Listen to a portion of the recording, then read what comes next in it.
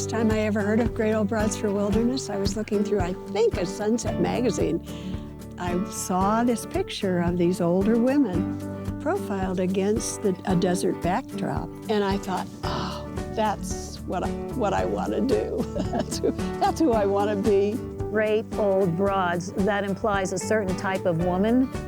You know, like she's great and she's older and she has a passion for what's next.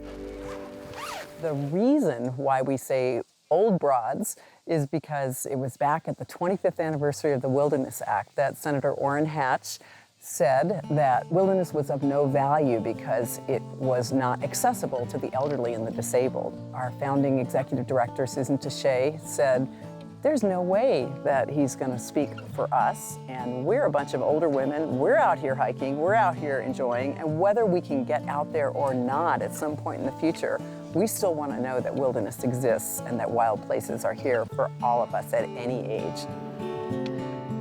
So when I got out here for the first time, I put up my tent very proudly that I had just bought. I didn't know you were supposed to really make sure that that tent was tacked down, or, you know, I don't even know the name of those things now.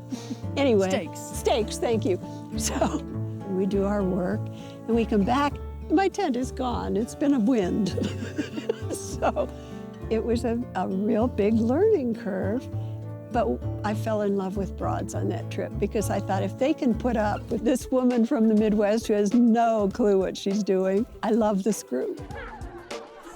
We are out in the woods to educate our members and ourselves about the importance of connecting wild habitat so that predators and other species can move over time and migrate to new areas.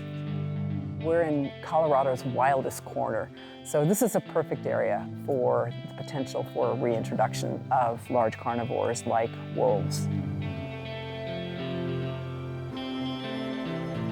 I think there's many reasons of why we should have a serious dialogue about reintroducing wolves to Colorado. In its wariness of people, the wolf epitomizes our predominant contemporary image of nature. Nature as separate from human beings, and human beings as divorced from nature. Where we are, there are no wolves. Where the wolf lives, there is wilderness. I asked one of the wolf experts this morning, actually, at breakfast, so if I'm a person out in the wilderness and I'm camping and I'm all by myself and a pack of wolves happens to come by, what do I do? He said, first of all, they probably won't come by. And secondly, don't do anything because they care less about you. So that helped me because, you know, I don't know enough about wolves. It feels good to me to know that they're wanting to reintroduce them, but I wasn't sure if I wanted to run into any. But now I feel much more comfortable. I went up to Yellowstone to see the wolves a couple of winters ago. There is something about those creatures that speak to me very, very deeply. They're such an integral part of that environment up there. They've made such a difference since their reintroduction that, of course, I'd love to see it happen here. Why should we bring wolves back? Scientifically, it makes sense. We need that kind of balance back in the ecosystem, but mostly because this is one of the few places remaining that we can. This southwestern Colorado makes sense. I think we have history. We've been around for a long time, age-wise. And the Broads have been around for about 28 years now. We've seen how things in history have worked or don't work. Women do, of a certain age, acquire a voice.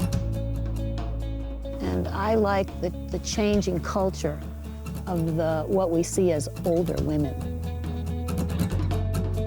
It's been a great adventure to come out here and just learn all this stuff and see these lands which are still viable. You know, I remember when I first came out, and one of the things I said to my friends back home is, they're still fighting out here.